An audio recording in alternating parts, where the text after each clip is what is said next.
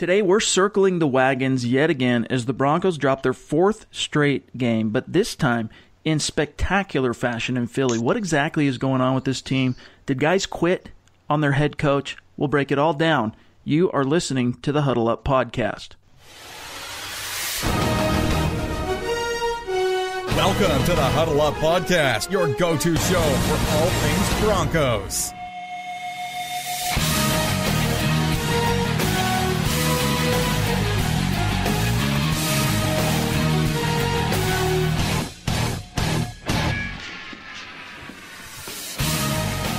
Here we are yet again, everybody.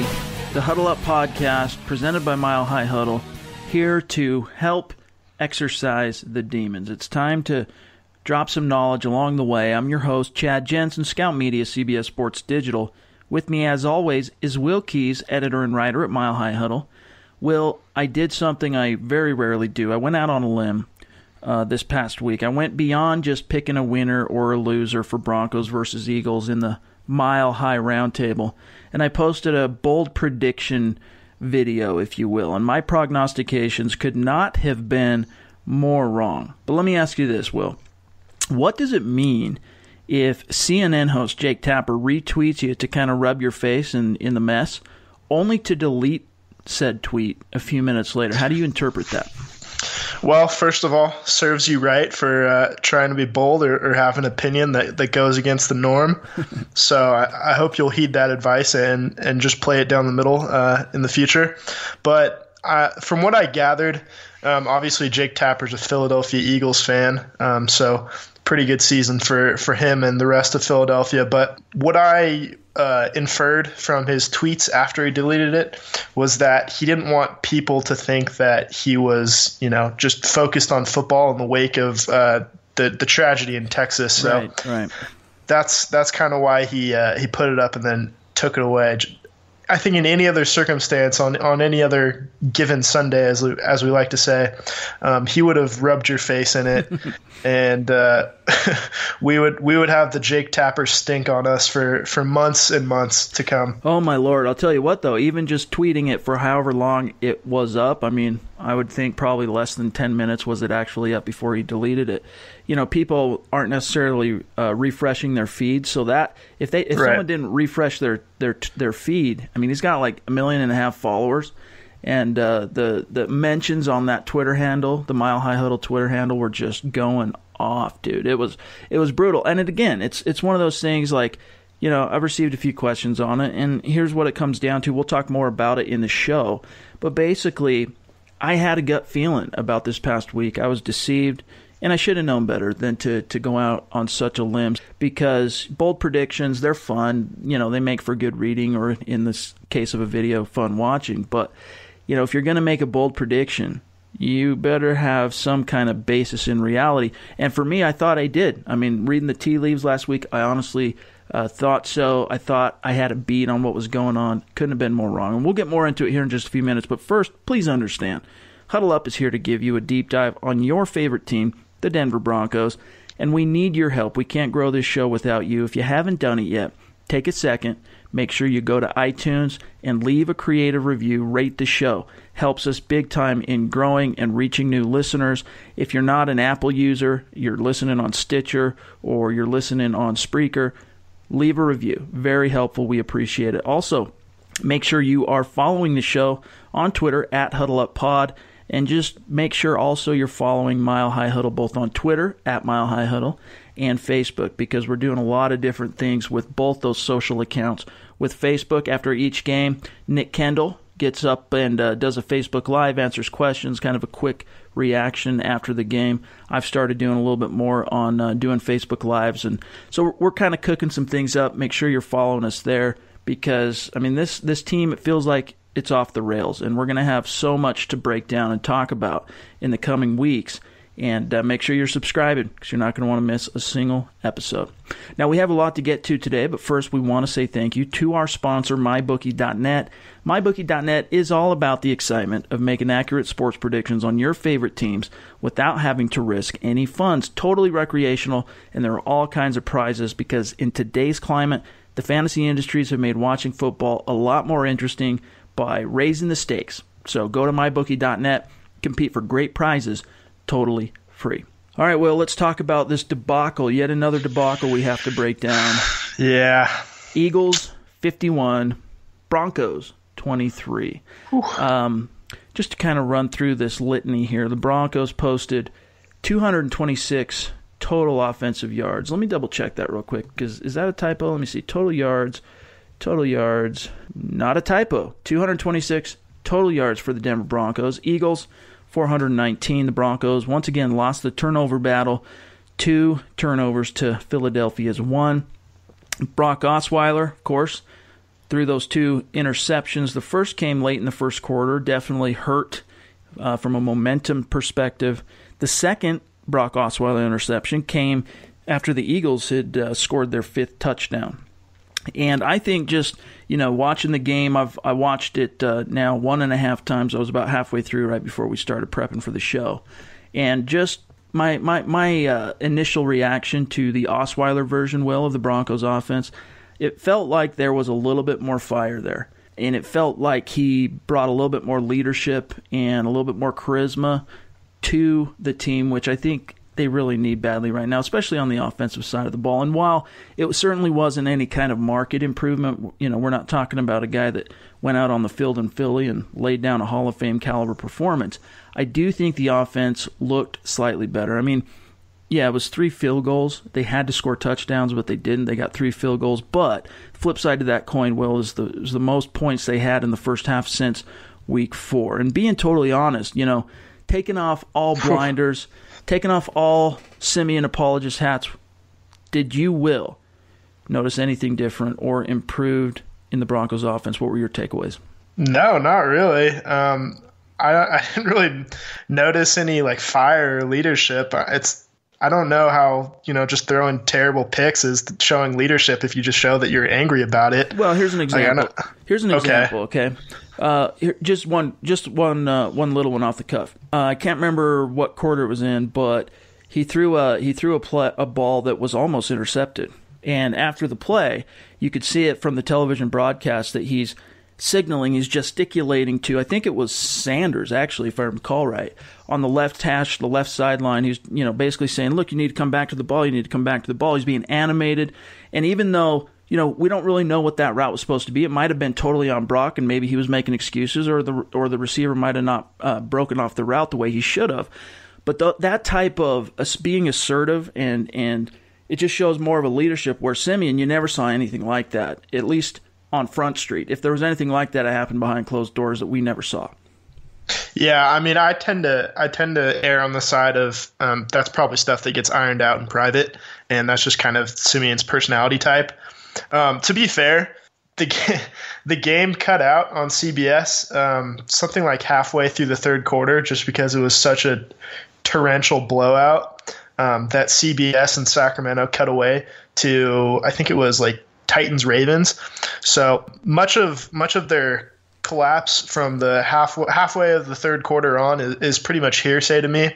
But having seen most of the game, I got an idea that the Broncos are still terrible on offense. While the offensive line, I think, was probably a little bit better in pass protection, and Osweiler was able to step up a little bit more, it didn't really help that they couldn't run the ball, which outside of the Kansas City game last week, they really haven't been able to do since they started losing. If you want to spin it some way, you could point out that the Broncos had a 3-0 lead in this game, which is their first lead since their 4-game losing. Yeah, since their 4-game losing streak started. So, there's that to hang their hats on, but otherwise more of the same. And, I think it just goes to show that scapegoating one member of the offense is usually not going to work. And it's a team effort.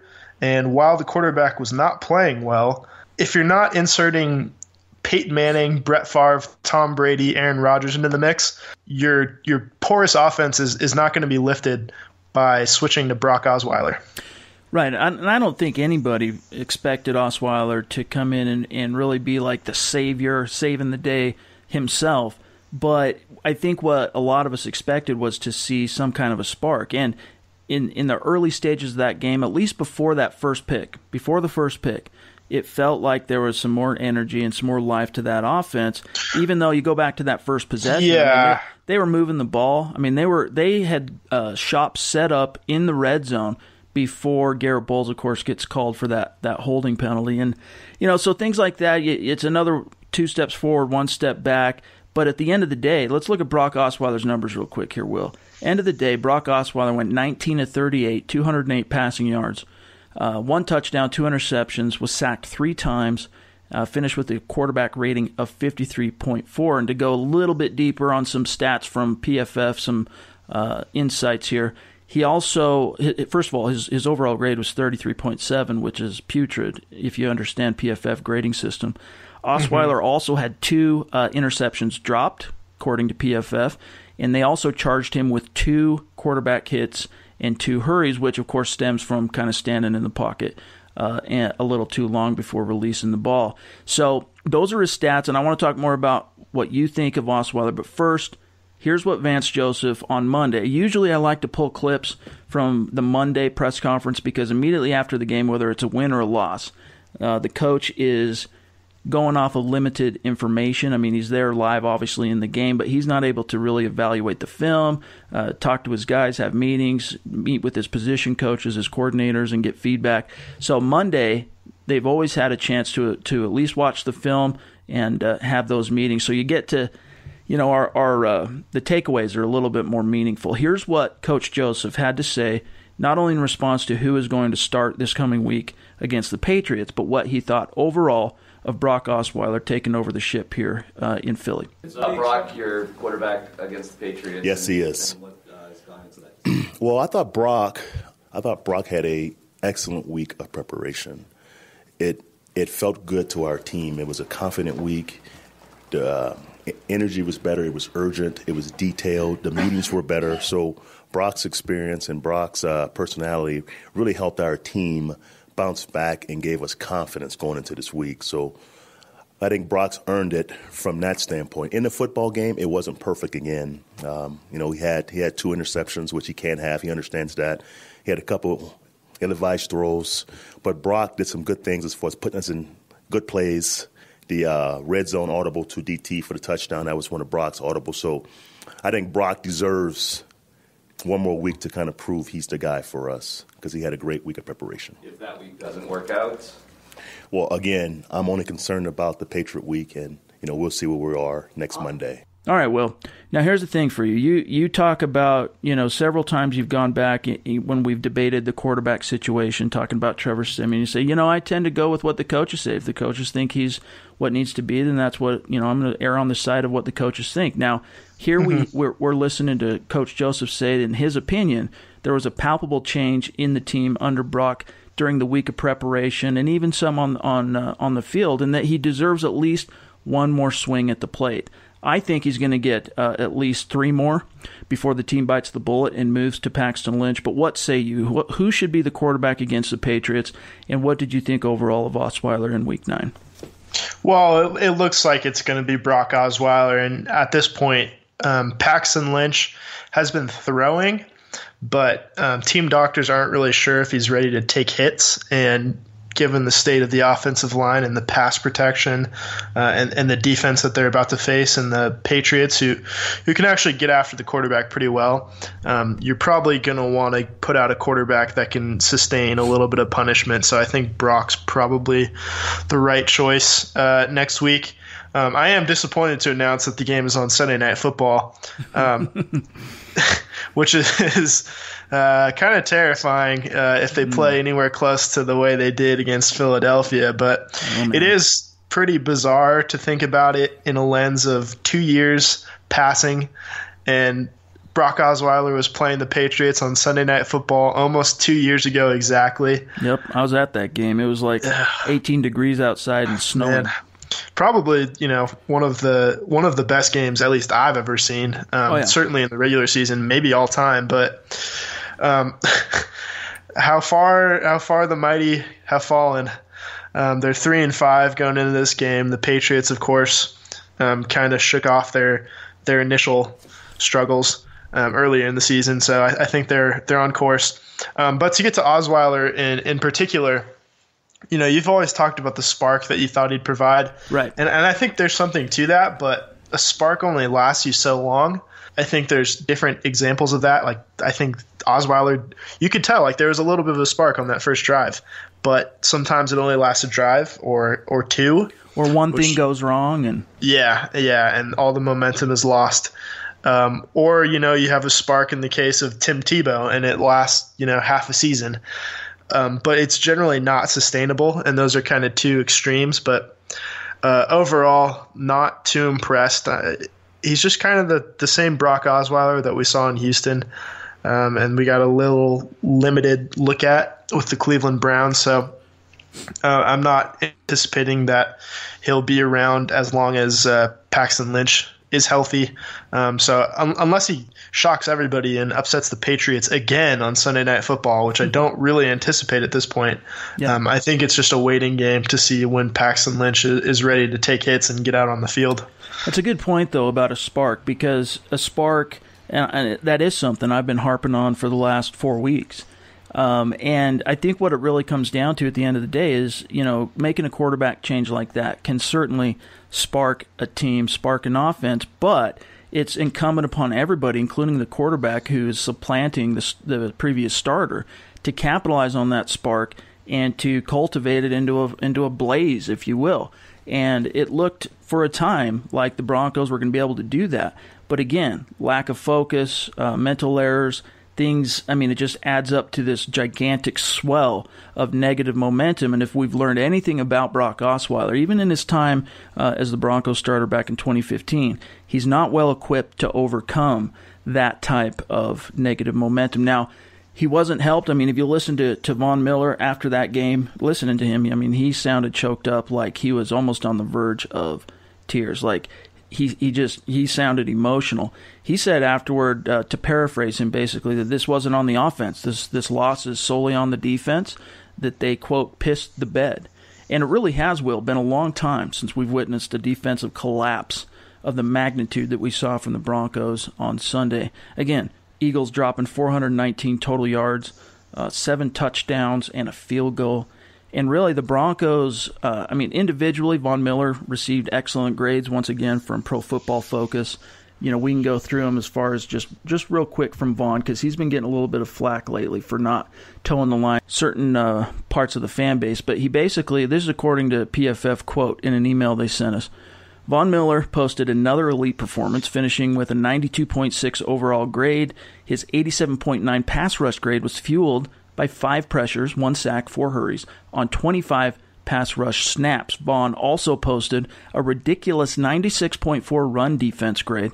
He had a 28.6 run stop percentage, totaling 6 run stops on 21 run defense snaps, and then also added 1 more stop in the passing game. So there, he did create a few hurries, but there was no consistent pass rush. And so far through a couple of games, we've seen no impact from Shane Ray's return to the playing field. In fact, it feels like the Broncos' pass rush has regressed since he's returned, and we've seen less snaps from Shaq Barrett. But also, from the Broncos' defense getting down to the nitty-gritty, missed tackles galore, lack of communication, lack of discipline. There's guys at times who looked like they quit, and I'm thinking specifically of that first play, that first touchdown, Alshon Jeffrey on Philly's first opening drive.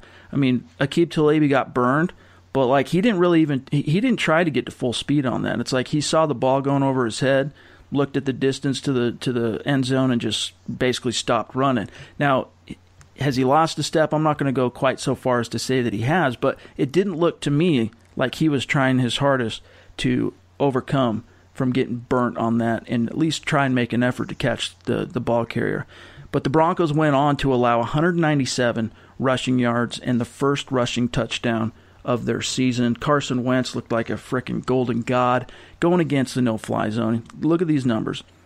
15 of 27, didn't have a ton of passing yards, 199, but 4 touchdowns, 0 interceptions, was sacked only once, finished with a quarterback rating of 118.7. This was a guy, Will, and an offense that could do no wrong. In fact, the only traction the Broncos got in this game from a defensive perspective is when they put Nick Foles in the game, and Von Miller was finally able to get home, get a strip sack, which Brandon Marshall returned for 6.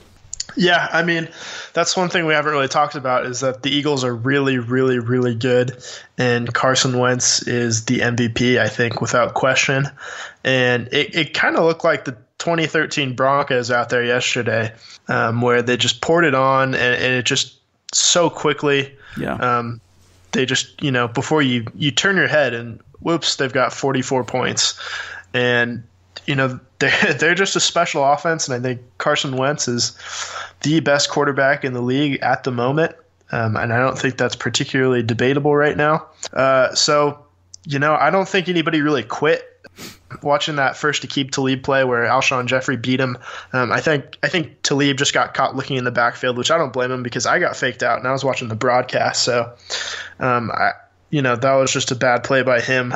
So I don't know. I don't know that he really quit. The defense overall rushed around, and I was surprised they couldn't get a pass rush, even though the Eagles were without their starting left tackle, Jason Peters. Lane Johnson did a really good job. The Broncos were jumping off sides, it felt like, every other play just about. Von Miller and Shane Ray were just very undisciplined. And I think that's really the only bad thing you can say about Von Miller at this point in his career is sometimes he's just there too early. Well, and I don't know. Yeah. In their defense, just real quick, I heard talk after the game from some of the players that they went into that game with what they felt like was a good beat on Wentz's cadence, and he totally changed it in game, and he caught him several times. It was excellent execution on his part. Yeah, so I guess credit to Carson Wentz because he's doing everything right. But I think that's really all you have to say about it is the Eagles are really, really good. The Broncos are as bad as they have been since Kyle Orton was the quarterback, I think. Yeah, I mean, that was one of the running themes if you go back and either read some of the quotes or watch some of the post-game interviews, was guys just saying, look, we're just not a good team. We're not a good team right now. Yeah, and I wouldn't. It's hard to say too that they're just not a good team in general. They're certainly not a good team right now. But this is the same, 53 guys that blew out the Dallas Cowboys, a team that beat the Chiefs at home yesterday. So I don't know what you really chalk it up to. It's a little bit mysterious. It's a little bit of the snowball effect, but certainly just about everything is going wrong right now. Well, let's talk a little bit more about it because I'm on record as saying that some guys, not all, quit on their team on Sunday, and maybe even their head coach in Philadelphia. Imagine for a second or two this. For the past 2 seasons, basically, the Broncos have been under a delusion that they are basically one middle-of-the-road quarterback away from winning it all. And then in comes a rookie head coach, Vance Joseph. He steps into a veteran locker room. You got guys, veterans, all pros, replete. They've got a Super Bowl ring. They're thinking, here comes this rookie coach. We know better than he. Meanwhile, Joseph's saying, listen, I know you guys have won a world championship, but we're going to do things my way. And at first, of course, the veterans are going to swallow that for a time, see how things go. But adversity hits, and the veterans are going to succumb to human nature, and they're going to start to question their head coach. I mean, again, this is a guy new to his job as a head coach. He's never won a Super Bowl. He's never even come close to competing in a Super Bowl as a coach. They have, so they tune him out. And meanwhile, the Broncos, as a team, they've lost any kind of identity. They're infighting with one another. They're pointing fingers at each other. And here we are. The Broncos are embattled in the longest losing streak in the John Elway front office era. And I want to get your take on this, Will. But first, let's hear how Coach Joseph addressed the question as to whether or not, in his opinion, guys quit on him in Philly. Here's what he said. I wouldn't question the effort. After watching the tape, it was tough to see during the game because you can't watch every player each play. But after watching the tape, I don't question the effort. I really don't. I question guys pressing. I question guys trying to make plays. I question guys freelancing, trying to make plays. That I do question. But the effort was there. The effort was there. And that team was a good football team. They showed up with a lot of enthusiasm. they played hard also, but the effort was there from our football team. All right, so Coach Joseph's saying after watching the tape, he wouldn't question the effort of his guys on the field. But what did you see on Sunday? Elaborate a little bit more on what you talked about earlier, Will, from the Broncos. I mean, again, we're talking about a 50-burger. Did you get the sense at all that guys quit on the team, on their head coach, or is it really something as simple as just chalking this up to a bad day at the office, which I have a hard time doing since these 4 losses, I mean, almost every one of them, with even the Chiefs one, I mean, they were just sloppy, absolute debacles when it comes to losing a football game in the National Football League. I mean, I would chalk it up more to the defense just having a bad day, and the offense is bad.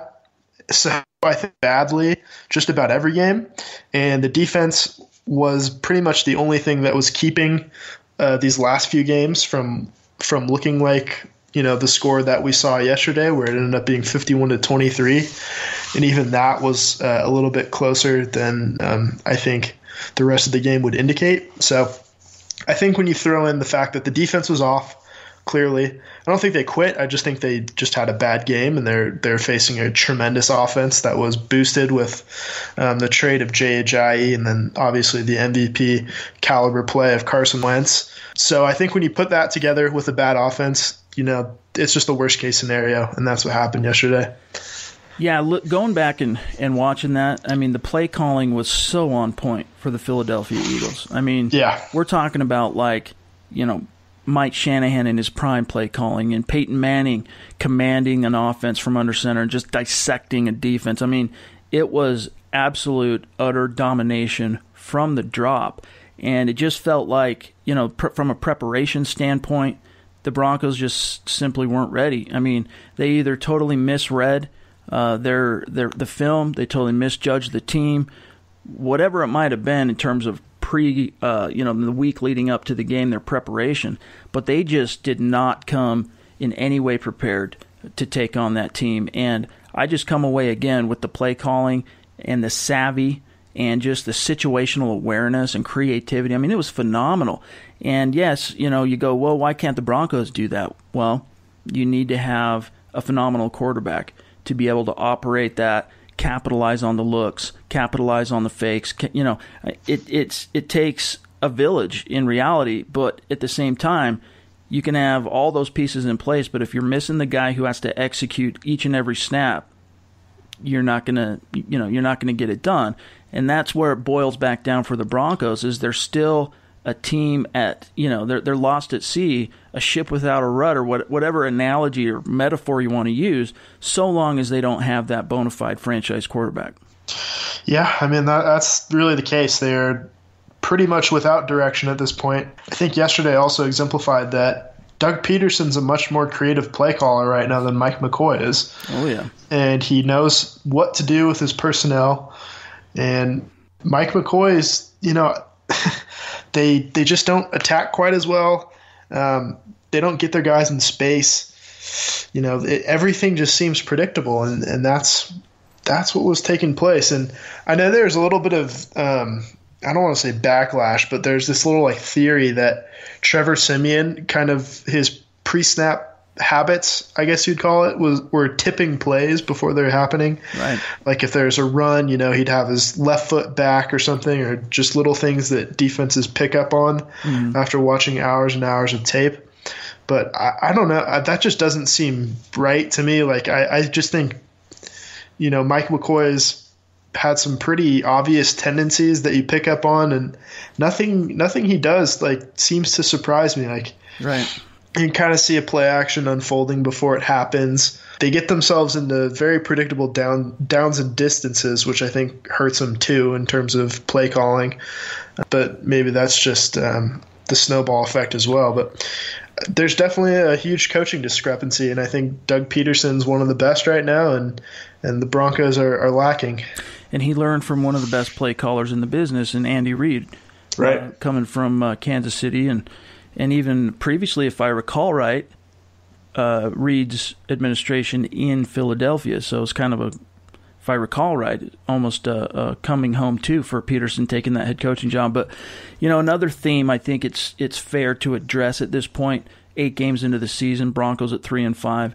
Is this when Vance Joseph took this job, his 16th head coach, he fed us what felt like a company line, but it gave everybody the warm and fuzzies, which is, look, this isn't a rebuild. This is a reboot, right? We all recall that. But is it time to face facts? I mean, the Broncos are deluding themselves, in my opinion, if they're continuing to believe that they have a Super Bowl window. I mean, I just think that ship has sailed, and so the priorities and the focus have to shift accordingly.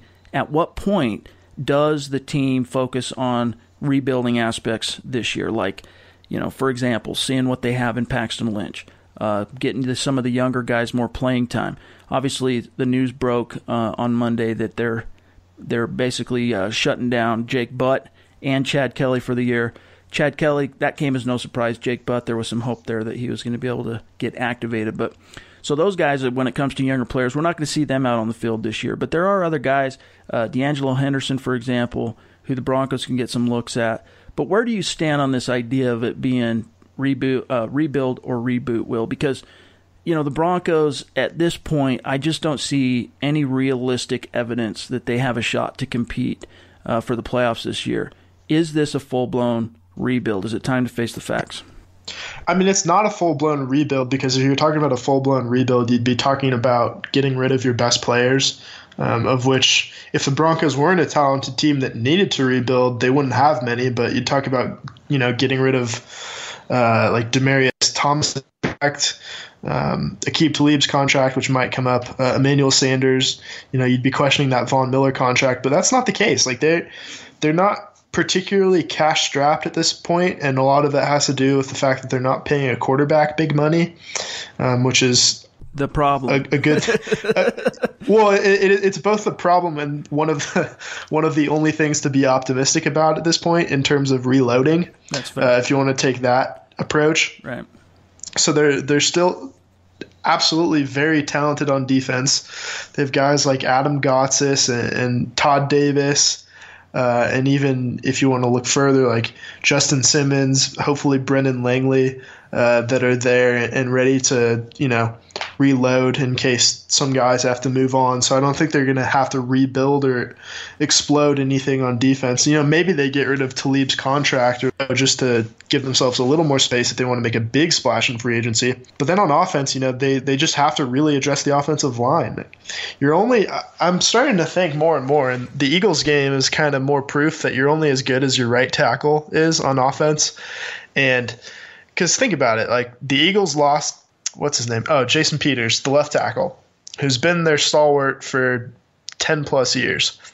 And everybody kind of thought, that might do it for their offense, and they're going to just unravel now. And Carson Wentz is going to, he's going to kind of suffer from the David Carr syndrome that Trevor Siemian was now that he's lost his best player on the offensive line. Mm-hmm. But it turns out the real focal point on that offense, and the stats will bear it out if you look at his stats with or without their right tackle Lane Johnson.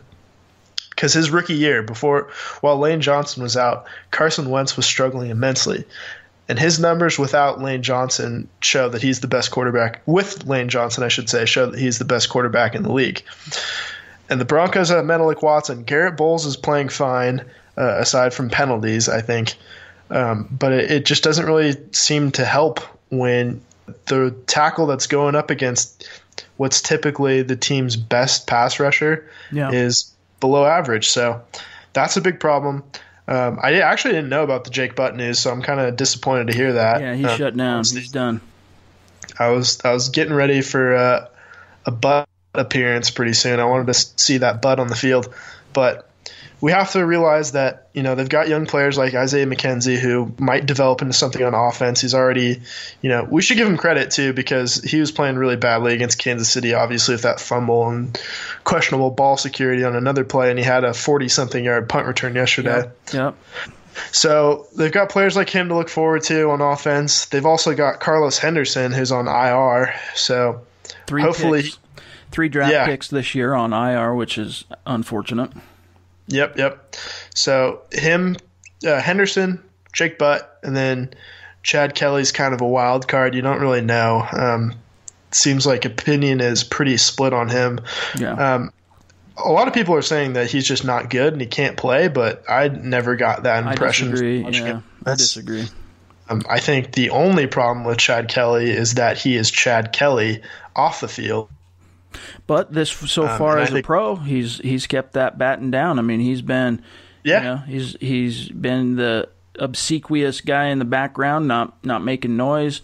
I mean, the biggest waves he's made since the Broncos drafted him was last week in preparation for Philadelphia. He made a tweet saying how stoked he was to finally get back to, throwing the football, to paraphrase him a little bit, kind of a mysterious tweet where we weren't sure what he was talking about, or get back to doing what he loves or whatever.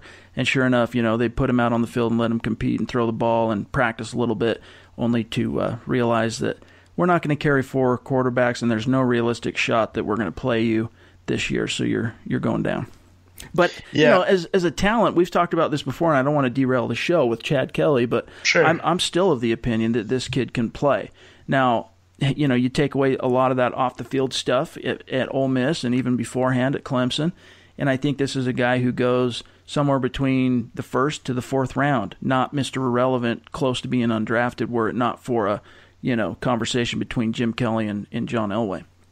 Yeah, no, he made a lot of good tight window throws from what I saw. I definitely watched a few Ole Miss games, and I like what I saw. He definitely benefited from some pretty talented players like Laquan Treadwell and then even Evan Ingram last year. So had a lot of talent around him, but I think he raised the overall offensive prowess of that Ole Miss team in his last couple of years there. And I've always liked what I saw out of him. As long as he keeps everything else in check and it looks like it's going pretty well, and it looks like he's a pretty changed guy from his days at Clemson, and then various things that may or may not have happened in a Buffalo nightclub several years ago. I'm not worried. It's hard to say he's the future, because that's a really weird thing to say about a guy who was literally the last pick of the draft when you have a first-round pick at quarterback also on the team. So, I don't know. I think that at this point, if the season continues to track in the direction that it's going, John Elway is going to have no choice but to make a really big splash on the quarterback front.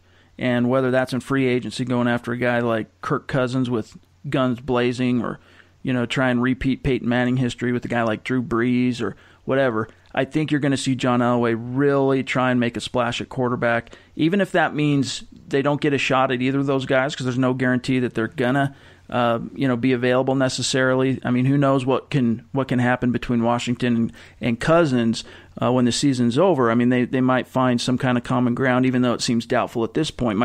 But what I'm getting at is there's no guarantee that they're going to be able to get what might be a top-tier quarterback in free agency this coming offseason, which means they might have to go back to the well. In fact, if they're unable to get someone, they will go back to the well. But the question for me is, will that have been with the information that they can go off of with Paxton Lynch, that they got to see him play a little bit more in 2017? Because if we don't get to see much at all from Paxton Lynch this year, how could you go back realistically and draft a quarterback, let's say, in the first round, when you showed a penchant for not wanting to play the previous guy you invested a first rounder in, A, and B, still he had opportunities with the team going off the rails to go out there and play, and again, you missed the opportunity to let him get some live bullet experience. So, there's a lot in the air, but I do think, as it relates to Kelly, he's going to have a chance to compete to have a roster spot next year. But I think no matter which direction it comes from, whether it's free agency, trade, or the draft, the Broncos are going to have a very clear-cut number one guy, no open competition. This is the man we're building around in the whole offseason, the whole training camp, preseason. Everything is built around this guy, because they can't do any of this ambiguous, wishy-washy stuff for yet another season. John Elway has to do something big time with the quarterback position, because until that happens, this team is going to continue to hover around 8-8, locker room divisions, defense, championship caliber defense getting wasted. The storylines go on and on forever. They got to find a solution. Right, so that's why I think as soon as you can get on the field, I think you pretty much have to play Paxton Lynch because, you're 3-5 right now. I don't think anybody's having grand illusions of the playoffs at this point. Completely agree. Especially given how things have just compounded and gotten worse and worse. If these were close losses, it might be a different story, but they're 3-5 going on 3-13 at this point. So Nope. I think you play Paxton Lynch as many games as you can and say he gets, 6 games and you're not really crazy about what you see. I think you have to draft a quarterback if he's there. And even if you're not sold completely, but he's put some good things on tape and he's shown a little bit of promise, which might end up being the case that, it's just not clear one way or another after 6 games, saying that's potentially what he gets. I think you still draft the quarterback at least in the second or the third or the fourth round. Like, I don't know, just throwing some names out there, not to encroach on Carl and Nick, but take a guy like, maybe say they have the 10th pick in the second round and they get Luke Falk from Washington State. So you have, a guy to come in and compete. Maybe he ends up being someone like Derek Carr who, for one reason or another, wasn't a first round guy, but ends up, showing all the promise of a first rounder. Right. Or you wait until the mid rounds. You take a guy like Jake Browning if he comes out. I know that's been a point of much controversy within our ranks. Nick's not a big Jake Browning guy. Right. I think he'll surprise some people, but you just don't know at this point too, because you don't know if Sam Darnold's going to come out. You don't know. It looks like Josh Rosen probably will, and I know you were excited to see him over the weekend, but didn't get to. Yeah, bummer. Yeah, so. And even he has a ton of question marks. So there's, we thought this was going to be this loaded quarterback class, and it turned out that, Sam Darnold's not quite as good as we thought, and he might not come out. Josh Rosen didn't get a lot better from last year, although he's shown a lot of promise and ability. Josh Allen, looks like, 2016, 2017 Jay Cutler, and not in a good way. Maybe you could say some good things about Lamar Jackson because he's gotten a lot better as a passer, but I'm still a little bit skeptical. I definitely think a team should try him at quarterback. I don't think there's any reason not to. Oh, they will. Somebody will.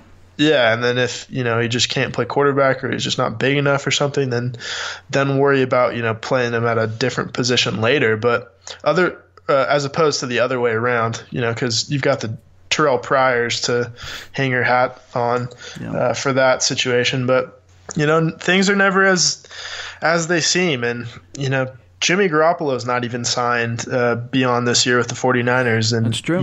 You never know what's going to happen. So at this point, I do think they will be looking for a quarterback. But, on the same token, Paxton Lynch should come in and light it up and prove everybody wrong. But I'm not particularly optimistic at this point. Yeah, I mean, I'm not either, to be honest with you. Just because of the way this season has gone, I'm not sure any young quarterback could come in and really raise any kind of ships and make himself look too good. But I do agree with you. In fact, I wrote about this on Monday that the Broncos need to, with post-haste, rip off the Band-Aid, get Paxton Lynch on the field, see what they've got. But we got a lot more to get to, including Step Yo Game Up, the Mile High Mailbag.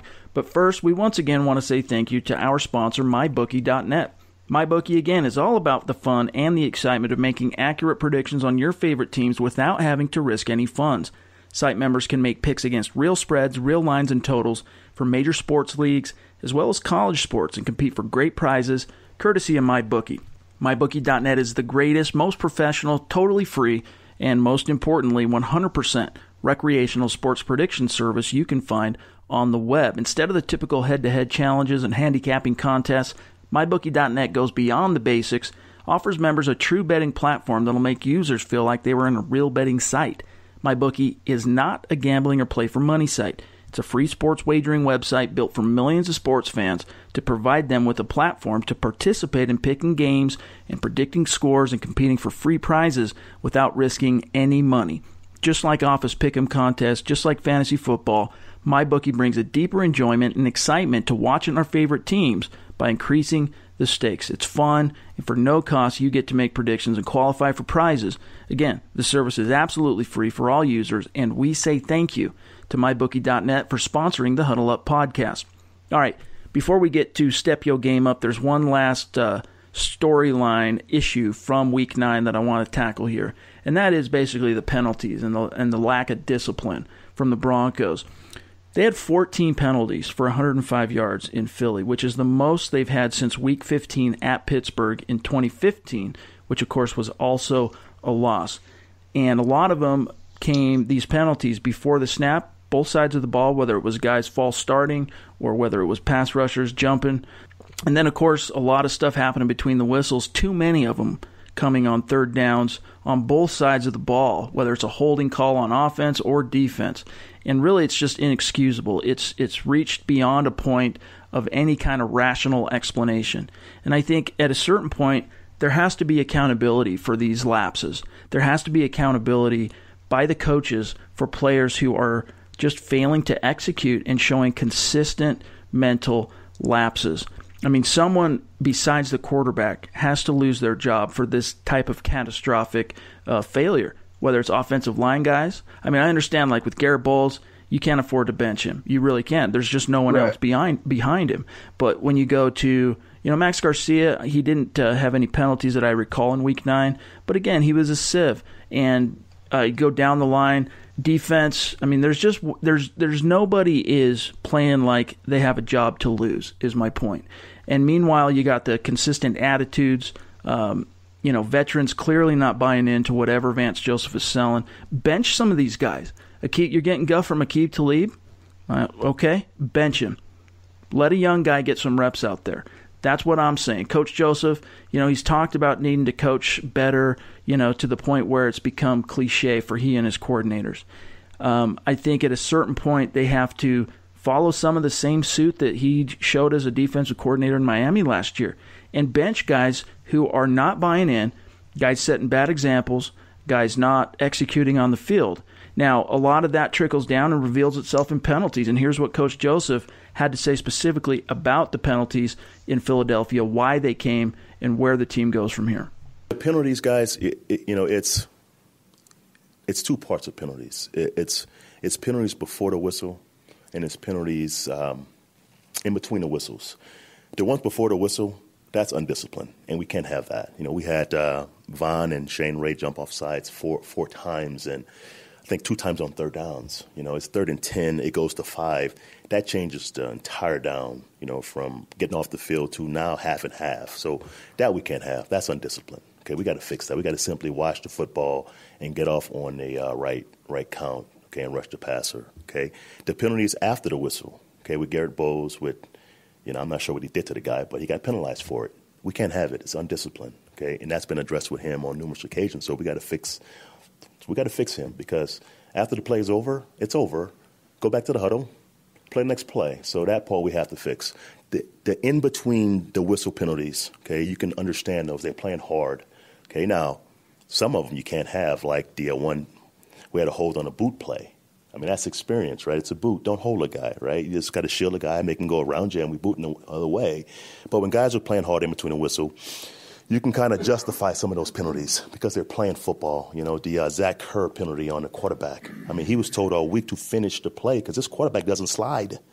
So he finished the play, and he was penalized for roughing the passer. That happens. They score the next play. So it's 2 parts. So you guys are absolutely correct. Some of the penalties are undisciplined, and we can't have them. The ones before and after the whistle, we cannot have. In between the whistle, it's part of football. Now, it's interesting, Will. He brought up the Zach Kerr penalty, which, my opinion, was ridiculous. I don't know if you were able to catch that before they got away from the game. But as he talked about, I mean, Kerr was coached to basically take Carson Wentz to the ground because of this guy's mobility and his strength to shake off tacklers and all that. That was a ticky-tack call. And a lot of those type of plays, somewhat in the defense of the Broncos, there were several ticky-tack calls by the coaches. But the penalties on third down, on both offense and defense, Will, are just killing this team. You can't have them. No, you really can't. And it was, I don't know, like it was a big problem. But I also think, the state of officiating hasn't been very good this year, just as a whole. Like I've been kind of skeptical of the NFL's process of officiating and kind of just their mindset of many of these officials since the Von Miller thing against the Bills. I think that was kind of what tipped me off that things were not quite right, and it might be a long year in terms of officiating. But to get back to Vance Joseph, the more I think about it, it's just not a good situation. And maybe this will get better over time, and hopefully it does. But for a rookie head coach to take over a job where most of the team is full of established veterans, guys like Aqib Talib, Emmanuel Sanders, Demaryius Thomas, Von Miller, Chris Harris Jr., just to name a few names. A team that's already won the Super Bowl, they've got an established personality, an established locker room culture. A lot of alphas. For a rookie head coach, yeah, they're definitely alphas. For a rookie head coach to jump in there and try to take over and steer that ship, it's very tough. And that was, obviously he has a lot of talent, but from a locker room perspective and from a managing personalities perspective, that was a very tough job for Vance Joseph. I don't know that Kyle Shanahan does it any better, just because he was, the only other name that really was mentioned for the Broncos. Well, him and Dave Tope. Yeah, aside from him and Dave Tope, but we're talking about three rookie head coaches. Right. Gary Kubiak was so successful, I think, because he knew better than anybody how to manage the personalities. Yep. Yeah. He had been, he was a Bronco lifer, basically. He had been in the organization since 1983, had something like, I want to say like 8 or 9 years of head coaching experience with the Texans. Plus he had the rings. He was well established. And so I think the Broncos, a group of, nucleus of players that are mostly the same as the ones that Vance Joseph inherited. I think you respond differently to a veteran head coach who demands respect and has, the hardware to back it up, as opposed to a guy who was a defensive backs coach for the Bengals, a defensive coordinator for the Miami Dolphins, and that's about it. I think a lot of it, Will, is it's probably all fine and dandy for these guys, for these veterans, when things are going well. Right. Week 1, week 2, the Broncos are riding high. They're winning ball games. They're blowing teams out. Sure. Even as home underdogs, things are going good. But the second this thing goes off the rails, the second adversity strikes, it's just, it really is human nature for people in such situations to question the direction of the team. And who better to question than the head coach who's preaching to you every day, running the meetings, the guy who's drawn it all up. And so I understand that, but at a certain point, we got to see Coach Joseph be that quote-unquote leader of men that he was touted to be. And one of the predominant reasons in which the Broncos wanted to hire him, because it dates back to 2016 with the locker room divisions. They thought this was a guy who had the wherewithal, who had the charisma, who had the leadership ability to come in and, even as a rookie head coach, command respect. And if respect is not given, you know what? We're going to show accountability. We're going to sit you down, Aqib Talib, or we're going to sit you down, Chris Harris Jr., some of these guys that are really lippy in the media, some of these guys that are talking out of school. I'm going to sit you down this game and see how much you love football, see how much you're willing to fight for your teammates, because it really does. This team has lost an identity. That's a problem. Coming out of a 50-burger like that, this team has lost an identity, and that's a problem. But they're also not fighting for each other anymore. They're not playing for each other anymore. This is a team so out of whack. And I think I've heard talk that Joseph has been a little bit too lax in letting his coordinators take on a lot of the responsibility. At this point, Vance Joseph needs to be Vance Joseph. He needs to come into this thing, stop trying to manage from 10,000 feet, roll up your sleeves, get in the nitty-gritty, get in the mud, and just put your stamp on this. You have to get in there and maybe play a bigger role in the game planning on offense, play a bigger role on defense. Obviously, he's signing off on these game plans before the team takes the field, but maybe it's time to be a little bit more assertive in what you think of these game plans. And I'm just spitballing as ideas of things he can do. I also think a lot of it, again, I've said this multiple times, accountability. He did it in Miami. He sat down Mario Williams. He sat down the cornerback. He's slipping my mind now, a guy they paid big money to. And maybe we're getting to a point where if this type of disengagement continues, you have to use that heavy hand. You have to sit guys down and let the other players know that there will be accountability, not just for poor execution, but for guys who don't show a team first type of attitude. And a lot of that too is buying into your head coach. You got to buy in. You got to come together as a team. And right now the Broncos are not doing that. And unfortunately, even though he's a rookie head coach, the onus is on Vance Joseph to take control and make that change if there's going to be a change. Now, we're getting long on this episode, so I want to move this on, Will. We got Step Your Game Up. We'll kind of go through this a little bit quick. It's that time of the week where we're going to pinpoint a player, we're going to pinpoint a coach, a position group, a unit, whatever it might be. It has to step it up on the field. Will, you start us off. Who has to step their game up?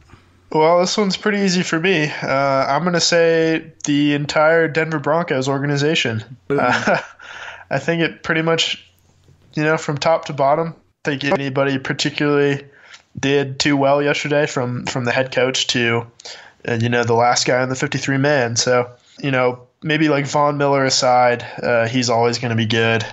Yeah. There's just not really anything to hang your hat on yesterday. I liked what I saw out of Demaryius Thomas, but, when you're looking for guys who actually did well as opposed to people who played poorly, usually it's the other way around. So yeah. In that case, I'm just going to go ahead and toss out, the entire 2017 Denver Broncos. That's Step fair. your game up. I'm going to say the coaching staff, and I'm going to say Brock Osweiler. Osweiler was one of the guys throughout the week. Well, he only spoke once, but when he did stand up and talk, I think it was on Wednesday after the decision was announced that he was going to start. He talked about, ball security is job security, and we saw him make two horrendous decisions with the ball. Both interceptions were just terrible. And the second one I can understand a little bit more because he was pressing. They were down 3 or 4 scores. He was trying to make a big play downfield. That one I can actually kind of excuse a little bit more. The first one at the bottom of the first quarter, that pick on a busted slant to Demaryius Thomas. I mean, he's just got he explained it after the game, and it actually made sense a little bit, his decision-making. But he uncorked that ball based on a pre-snap read, and his eyes, once he takes that snap, his eyes have to factor into his decision-making. He shouldn't have unloaded that ball. So Brock Osweiler, step your game up. Coaching staff, bad scheming, poor preparation, poor decisions, not challenging some of the questionable plays that they had an opportunity to challenge, like that Emmanuel Sanders catch, I think, was a catch that was ruled incomplete on the field. They chose not to challenge that. The coaching staff, from a leadership perspective, scheming, everything, they need to step their game up. So let's move on to the Mile High Mailbag. We got quite a few questions tonight, and we'll try and rapid fire these because, again, we're running a little bit long. The first question, Will, comes from Mile High Maniac on Twitter. His question, or she, is replacing the coaching staff realistically on the table for Denver? And I want to start this one off, Will. Yeah.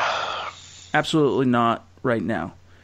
Even if this team finishes ridiculously, 4-12 or even 3-16, I would have 3-13. I would have a hard time seeing the Broncos changing the coaching staff again. I think they'd probably take more of the approach of changing certain personalities in the locker room than changing a coaching staff, because you need to have that continuity, and they've lacked that ever since Coach Fox was shown the door, justifiably so.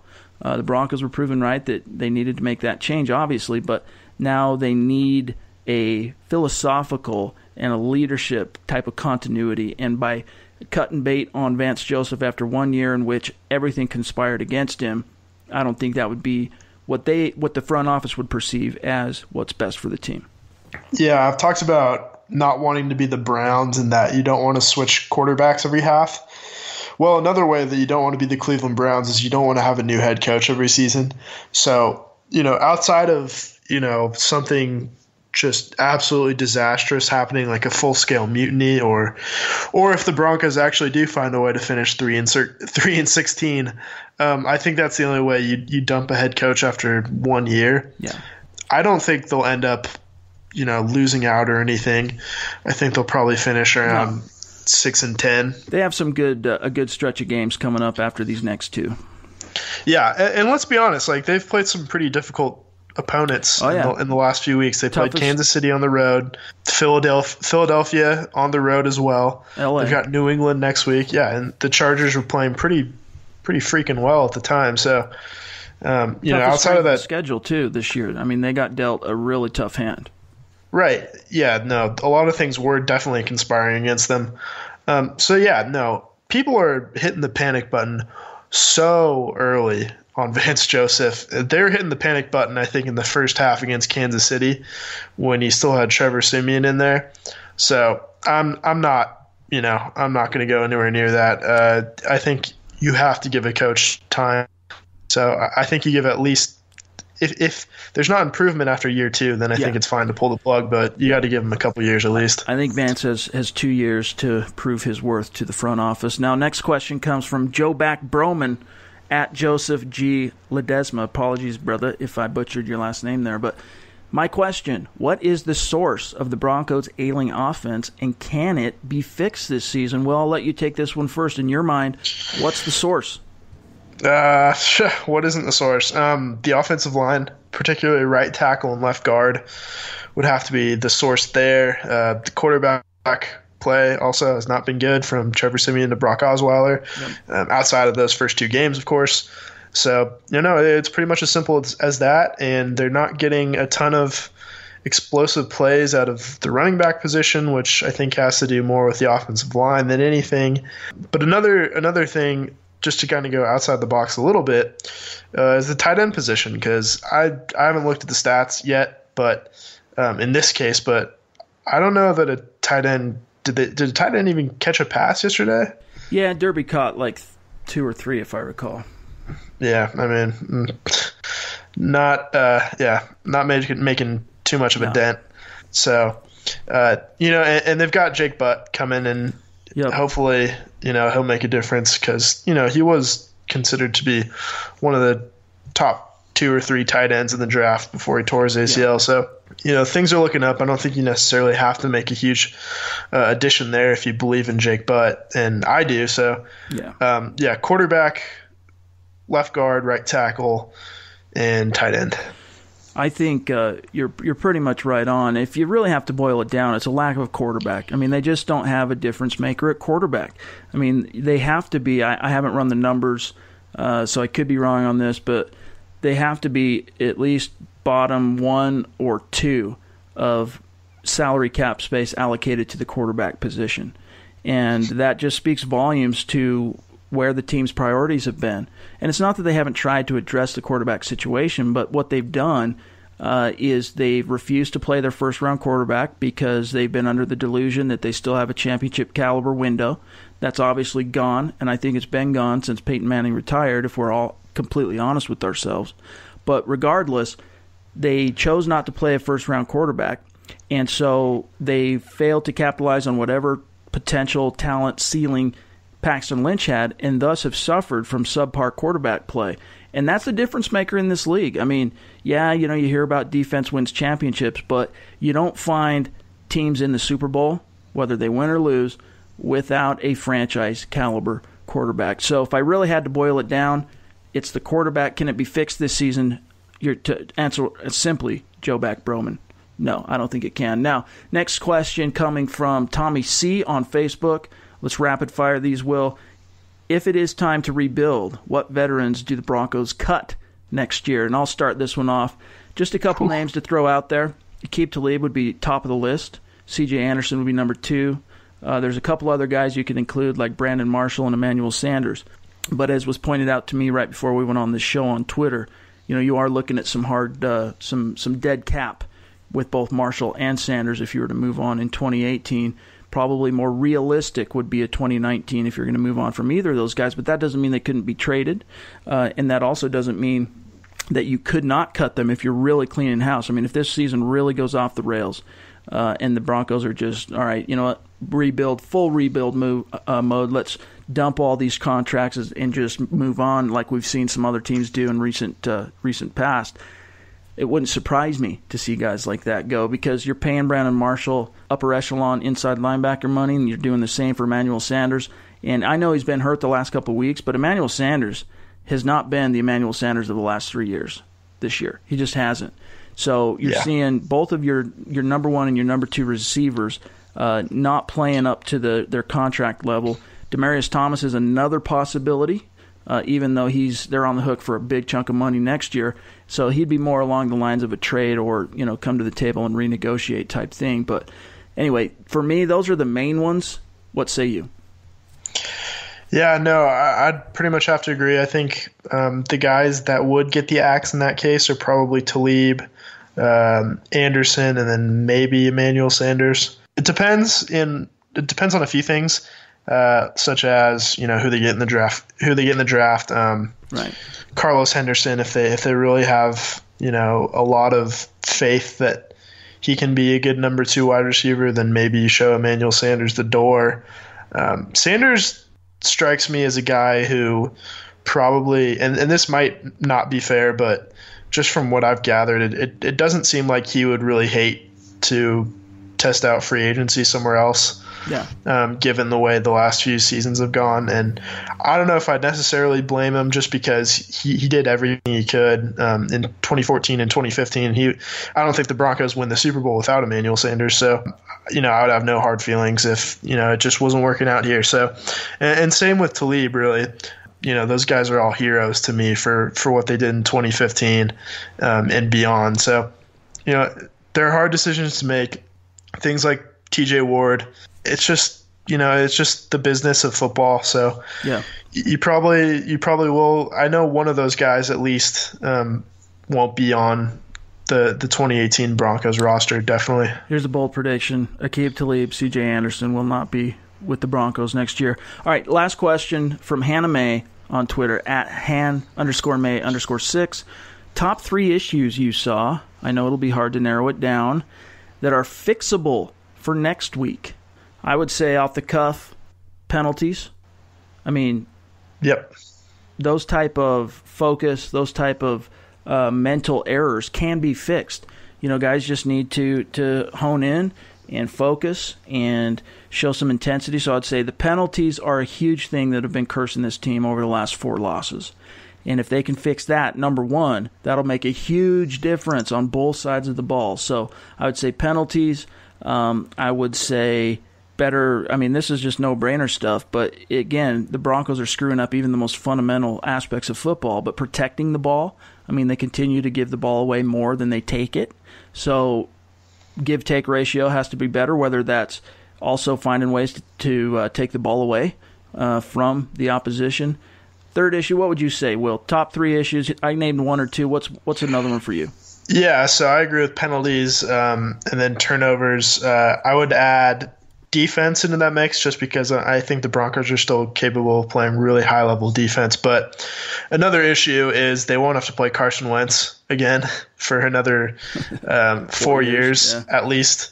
So the bad news is Tom Brady's coming, so maybe that sparks the defense, just because they tend to play really, really well against the Patriots.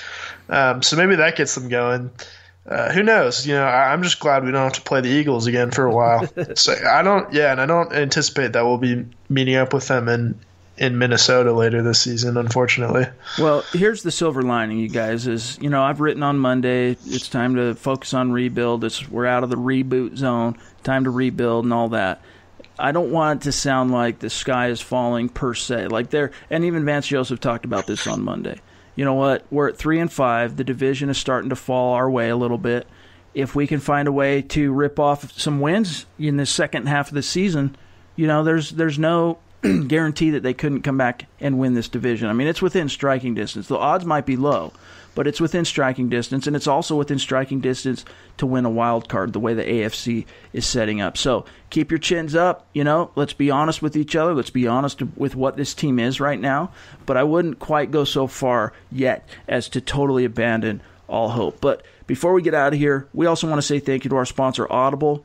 Guys, go get a free audiobook download with a 30-day free trial at audibletrial.com/huddleup. There's over 180,000 different titles to choose from, whether it's your iPhone, Android, Kindle, or MP3 player.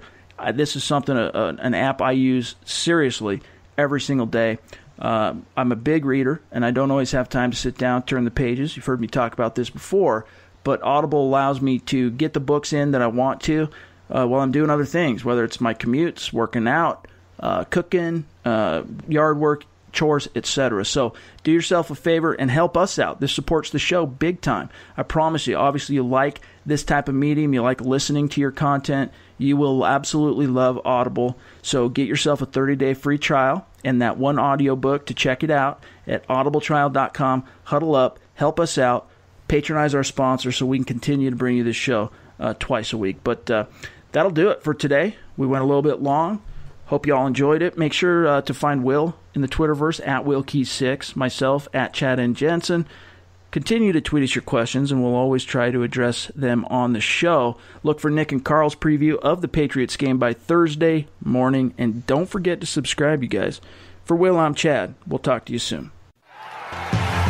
Mile High Huddle.